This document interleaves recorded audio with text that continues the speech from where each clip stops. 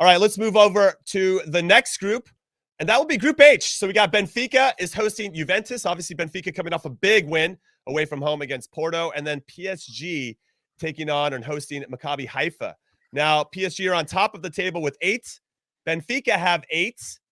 Maccabi Haifa have 3, and Juventus have 3. Maccabi Haifa with the big result against Juventus at home, 2-0 on match day 4. I don't know, Nigel, where you want to go with this one. I think that PSG are probably going to end up winning this overall, but this Benfica-Juventus result is interesting. If Juve can beat Benfica, that would put Benfica on 8 and Juventus on 6. And then there's probably a last chance, last gasp, but Juve is going to have to host PSG to get a result potentially. They got to win their last 2 and hope that Benfica don't. So there's a lot of luck. Jimmy, have you seen this Juventus team recently? I have. Listen, let's just say they just put a beating on, what was it, Empoli over the weekend or something like that? Come off it. Come on. That's not Let's go. Weston McKennie, huge game. Let's go. Last game, Nigel. Come on. Listen, the old lady is looking very old in the Champions League and out of context, right? The old lady needs to reinvent herself because the only team in this group that can throw a spanner in the works of a result is Maccabi Haifa. They really are a difficult team at home. But I think that this group is going to stay as it stands. It's going to be Paris Saint-Germain and Benfica that go through to the next round. Juventus right now are in a complete rebuilding process. And in the rebuilding, in not just the players and the recruitment, but also I think the manager has to come under question now because they've been nowhere near it at Champions League level. Yeah, Heath, any thoughts on this group in particular?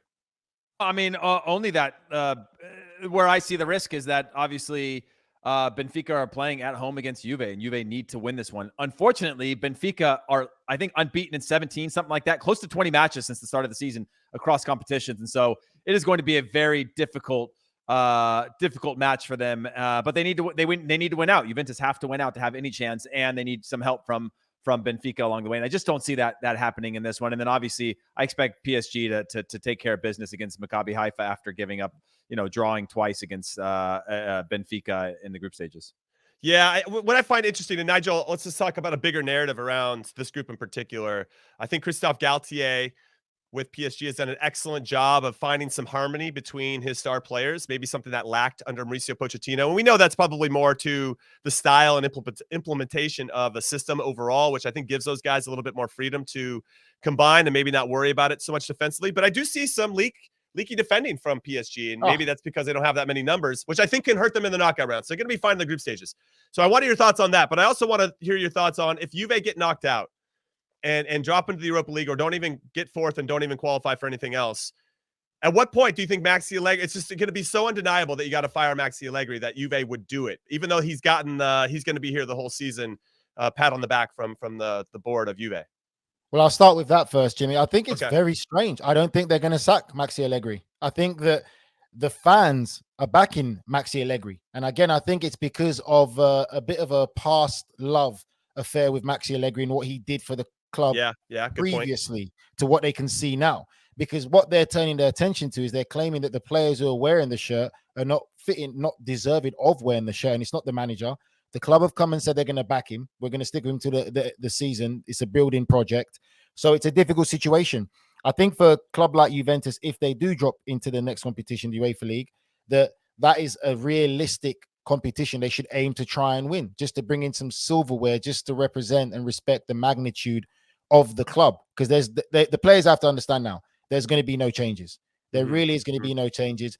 Vlahovic hasn't been as good as we thought he would be. I thought he would be a lot better there. But again, when you've got a player like Vlahovic, it's the same conversation we've had. He needs service. He hasn't had service. Di Maria's come back in. Now he might be injured, but he'll be ready for the World Cup. No surprise. Paul Pogba came in as a creative tool. He hasn't been fit, but he's going to be ready for the World Cup. Hasn't played in perfect harmony for what Juventus might have imagined or wanted. But the reality is the performances just haven't been good enough domestically as well as in Champions League level. When you talk about Paris Saint-Germain, Jimmy, I think for me, they've always been questionable defensively. I think that they're a great team. Without a doubt, they've probably got the best attacking threat the world football has ever seen, with Mbappe, Neymar, and Messi involved in that.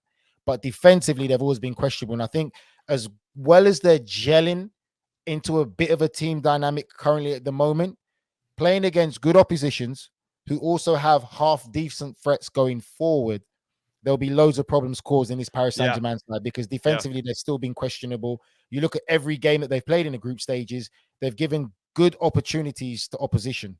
And I don't think they're the solid full package. I think what's going to happen, and this is me speculating, of course, because you never know, but when Chiesa comes back in January, when Angel Di Maria gets healthy, they're just a different side. And then Philip Kostic, who they got from Eintracht Frankfurt, who had a great assist this past weekend against Empoli to Moise Kean, they need more of that from him in the Champions League in particular if they're going to have any chance to get into the knockout rounds, especially in place of that creative engine that Angel Di Maria is. So yeah, I agree with you that I don't think they're going to sack him either. I think they're going to give him a chance to get Chiesa back into the team. Then we'll see what that Juve looks like. Pogba will be back in the team at that point too. And then they're going to really have their top 11 to choose from, but they might be suffering a little bit until then, which could see them get knocked out of the Champions League. All right, let's get into question. Wait, go ahead. How much of a miss do you reckon Dybala is for Juventus? It's really hard to pinpoint. It's a great question. It's really hard to pinpoint what the miss is for Juventus right now, right? Is because if you go back to last season, they were missing what felt like pieces to being the Juventus that we had of old. Now, Juventus aren't the team that you look at in the way that you did in the past, where you say, well, Serie A is automatic. And then the part two to that is, can they win the Champions League? They're building a team for the Champions League. This team isn't built to win Serie A, and it's not built to win Champions League either, in terms of just the pure quality they have on the field. Now, is Dybala a miss? Absolutely. Is Pogba a miss right now? Absolutely. Is Chiesa a miss? Absolutely. But you add all those pieces together, and do they win? Do they win out in the group stages? Maybe, but they're still not an 11 player or a 16 or 17 player deep team that you're able to look at and go, they should cruise through the group stages and at least finish in second comfortably in this one. I don't know if you had your best team on the field and you added those pieces, would they still be good enough to get out of the group stages? Maybe not. I don't know. What's your take on that? I think he's a big miss. I think he's a big miss because we can see what he's doing for Roma right now. And he was that kind of X factor to a similar degree. It's what we say about how Sadio Mane is such a big miss for Liverpool. I'll put Dybala in the same category for Juventus. He really is the big mix, the X factor, can make things happen in that final third, can create and also score goals. And that is what they're really struggling to do right now. And we all know, when you're playing in a team, you can have great players, but when you're not winning, your confidence goes. Your confidence takes a knock. And again, unless you get the right manager in place, the right coach in place, with the right characters and personnel in that team, you can find yourself in a very dark place very quickly. Yeah, it's going to be interesting to see what Juve do in particular. And there's a couple clubs that are in this situation of should they sack their manager, should they not, and how that could impact their future moving forward in the short term and in the long term.